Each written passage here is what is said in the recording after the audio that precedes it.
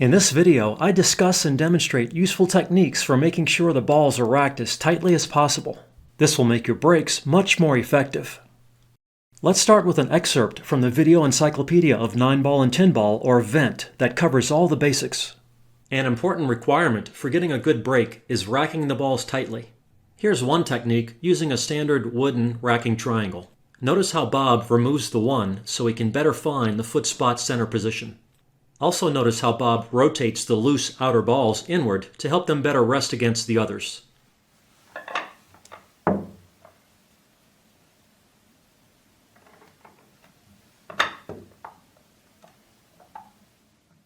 Once things look good, push the rack forward and tilt it up to pull it away. Here's another effective technique. Notice how I first find the position near the foot spot where the 1 ball wants to sit naturally. Then I push the other balls and rack around the 1 so it stays in this position. I also push down on the other balls to help them settle against the surrounding balls.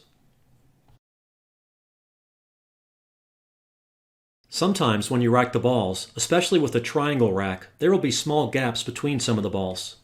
To spot gaps, look closely directly over the balls. Here, you can clearly see a gap between the 3 and 5. There are also small gaps between the 3 and 9 and 6 and 9, although they can be difficult to see in video. Gaps like these can result in much less effective and consistent breaking, so do what you can to eliminate them. One thing you can do is flip the racking triangle around and move and rotate some of the balls. This will sometimes help. And as we showed before, rotating the outer balls toward the center and pushing down on them can also help. If there is still a loose ball, it can sometimes help to rub the cloth beneath the ball to allow the ball to more easily settle where you want. Another thing you can do is hold the loose ball against its neighbors while tapping down on it with another ball to force it to settle. An alternative to using a racking triangle is to use one of many commercially available racking templates. They are thin sheets of paper or plastic with hole cutouts that help push the balls against one another. The template remains under the balls during the break and is usually removed from the table after the break. To use a racking template, simply place the front hole over the center of the foot spot and place the balls in the holes from front to back. Sometimes you will need to push and rotate the balls toward the center to help them settle over the template. With balls that are fairly new or in good condition, and with a template that is not too worn, all of the balls should be touching for a good break. Here's an example racking template that can be used to rack in 9-ball or 10-ball. This is a 10-ball example. After racking, always check to make sure there are no visible gaps between the balls. If there are, you should do your best to close those gaps.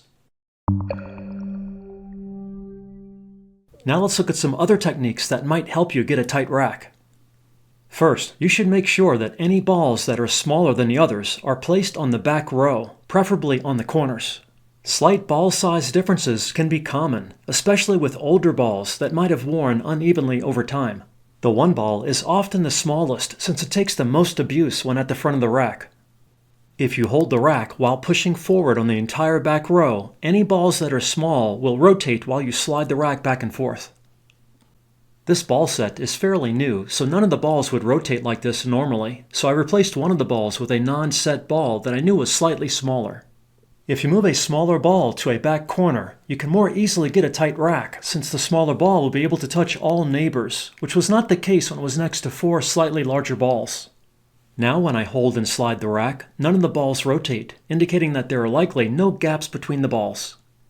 Sometimes, when you push the rack forward before lifting it, the 1 ball will go with the rack. This can happen if the inside surface of the rack is dirty. One option to prevent this is to wipe and clean the inside of the rack. If this isn't convenient, you can just rotate the rack to try a different corner in front that might be cleaner.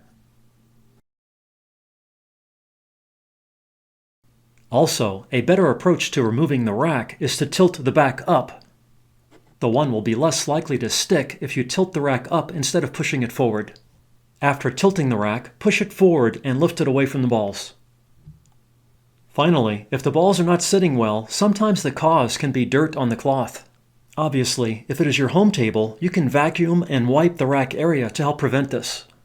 But if playing at a bar or pool hall, you can simply brush the area with your hand to clear any dust or debris. This might help the balls sit better.